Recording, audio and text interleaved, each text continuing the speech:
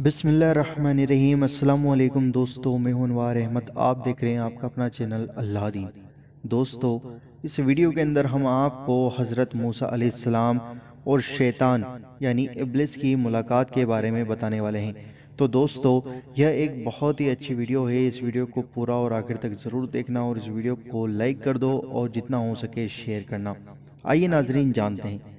एक मर्तबा शैतान हज़रत मूसा अलैहिस्सलाम के पास आया और कहने लगा, आपको अल्लाह ताला ने रसूल बनाया है और आपसे कलाम फरमाता है।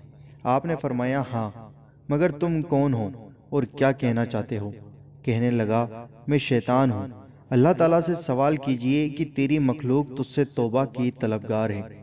अल्लाह ताला ने मूसा अलैहिस्सलाम पर वही की और फरमाया, उससे कहो कि हमने तेरी दरखास्त को कबूल किया, मगर एक शर्त के साथ कि आदम अलैहिस्सलाम की कब्र पर जाकर सजदा कर लो।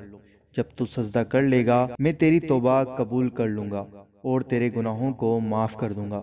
मूसा अलैहिस्सलाम ने जब शैतान को यह बतलाया तो वह गुस्से से लाल हो गया और गुरूर और किब्र की वजह से कहने लगा, ए मूसा, मैंने तो आदम को जन्नत में सजदा नहीं किया, तो अब उनकी कब्र को कैसे सजदा कर लूं? दोस्तों, शैतान को जहन्नम में सख्त अजाब देकर पूछा जाएगा, तूने अजाब को कैसा पाया?